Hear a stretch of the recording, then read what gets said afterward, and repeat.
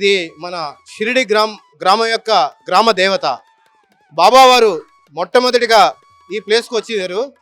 అంటే 11 సంవత్సరాలు బాలుడుగా వచ్చి తర్వాత మళ్ళీ ఎక్కడో వెళ్ళిపోయి మళ్ళీ తిరిగి వచ్చారు.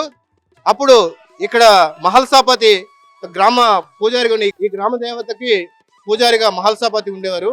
మహల్సాపతి బాబావారిని చూడగానే ఆవో సాయి అని అన్నారు.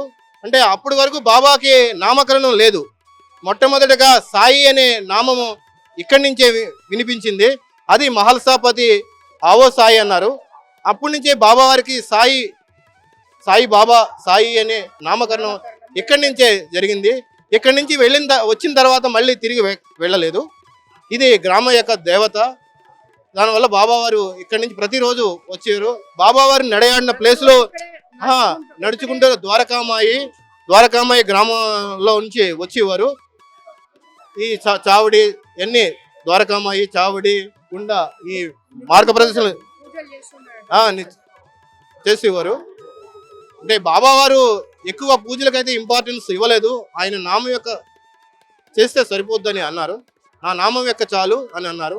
నా నామను ప్రేమతో ఉచ్చరించిన వారికి కష్టాలను నేను తీరుస్తానని బాబావారు అన్నారు. ద్వారకామాయి ప్రత్యేకత ఏంటి సార్? ద్వారకామాయిలో బాబావారు ఎక్కువ సేపు గడిపింది ద్వారకామాయిలోనే. ఎక్కువ ఆయన అక్కడ అందరితో సత్సంగాలు నిర్వహించేవారు. ఎక్కువ సమయం అక్కడే గడిపేవారు, ద్వారకామాయిలోనే గడిపేవారు. అత్యంత ఆయన తల ఊపినమాట ఈ యొక్క స్తవన మంజరికే ఊపారు. ఆయనకి ఎన్ని గ్రంథాలు ఎన్ని రాసించినా ఆయన యొక్క ఆమోదం పొందిన గ్రంథం ఏకైక గ్రంథం ఈ యొక్క స్తవన మంజరి. ఇది మేము ఇక్కడ పారాయణం చేస్తాం ప్రతి ఆనవాయితీగా. ప్రతి పల్లకీ సేవ వచ్చిన రోజుని ఇక్కడ ఆనవాయితీగా ఈ స్తవన మంజరి పారాయణం చేస్తుంటాం. ఇప్పుడు పారాయణం జరుగుతుంది. అంటే బాబావారిని ఆర్తితో పిలవటం ఈ పారాయణ యొక్క ఆవశ్యకత ఏంటంటే బాబావారిని ఆర్తితో పిలవటం. ఆ ఆర్తి అనేది అందరిలో కూడా కనిపిస్తుంది. అంటే చాలా మంది వరకు పారాయణం చదివితే బాబా కనిపిస్తారని చెప్పేసి అంటారు. ఇది ఎంతవరకు వాస్తవం అంటే 100%. నాకు అన్ని బాబా కళల రూపంలో జరిగినాయి. రాత్రి కళలో ఏం చెప్తే అది తెల్లవారుజామున జరిగింది. అట్లాగా మా 2008లో బాబావారు మా ఇంట్లో ప్రత్యక్షమయ్యారు విభూతి రూపంలో. అది నా జీవితాన్ని మలుపు తిప్పింది. బాబా విభూతి చల్లేస్తే ఆ బాబా ఆకారం వచ్చేసింది. విభూతిలో బాబా ఆకారం కనపడిపోయింది. ఆకారం బాబా వచ్చేసింది. నేను మామూలుగా చల్లాను, అది ఆ జల్లింది ఆకారం బాబా విభూతి వచ్చింది. అప్పటి నుంచి ఈ సేవా కార్యక్రమాలు మనం స్టార్ట్ చేస్తాం. చెప్పాలంటే ఎన్నో టైం ఉంది. ఒక లీలలో అని కాదు, టైం సరిపోయింది. సాయి చరిత్ర అవుతున్నారు కదా సార్, దాని గురించి ఏమన్నా సాయి చరిత్ర బాబా వారిని యొక్క లీలలు కానీ ఆయన యొక్క భక్తులు ఆ రోజు భక్తుల యొక్క కథలతో కలిపి అది సాయి సచ్చరిత్ర అయినది. అప్పుడు నిజంగా జరిగింది. అది సన్నిధులు చాలా మంది రేగే ఉన్నారు, బూటే ఉన్నారు, మహల్సాపతి, శ్యామ ఉన్నారు. వీళ్ళందరూ ఆ యొక్క భక్తుల కథలన్నీ దాంట్లో వస్తాయి. ఆ బాబావారు ఆ భక్తులను ఎలాగ అనుగ్రహించారో ఆ సచ్చరిత్ర రూపంలో నాకు రియల్గా జరిగింది. అయితే దాంట్లో ఒక అధ్యాయం ఉంది. 15వ అధ్యాయం రియల్గా జరిగింది నా లైఫ్లో. అంటే బాబావారు ఏంటంటే ఒకటి ఏదైనా మనం వదిలేస్తే ఏదైనా ఒక కోరిక కానీ ఏదైనా జరుగుతుంది.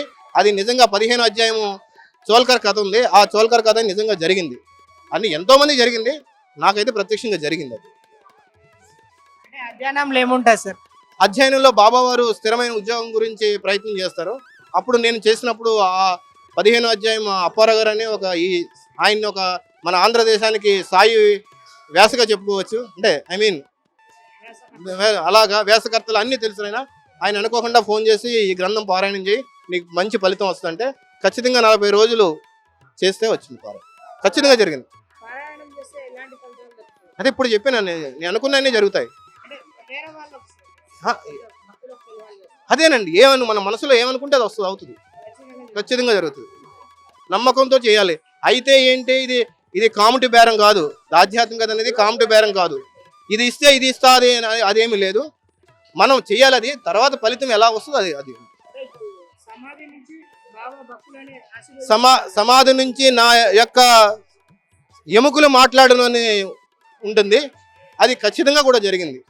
ఇది 2009లో ఒకసారి జరిగింది. ఇది ఆ రోజు సేజహారతిలో పాల్గొన్నానంటే రత్నాజీ వచ్చాడు అని అంటే నాకు వస్తాడని తెలుసు అని ఇద్దరు మాట్లాడుకుంటూ తెలిసింది. కానీ నేను తిరిగి మాట్లాడుతుంటే అక్కడ ఎవరూ లేరు, అందరూ హిందీ వాళ్ళే. అప్పుడు నేను ఫస్ట్ ఇక్కడికి రావడం జరిగింది. అంటే మీతోటి మాట్లాడుతున్నప్పుడు ఖచ్చితంగా జరిగింది అది. ఇక్కడే జరిగింది. నా సమాధి నుండే నాకు సమాధానం ఇస్తున్నాను. నా ఎముకలు మాట్లాడినని ఒక అధ్యాయంలో వస్తుంది. అది ఖచ్చితంగా జరిగింది. అది మా లైఫ్లో జరిగింది. చాలా ఎక్స్పీరియన్స్.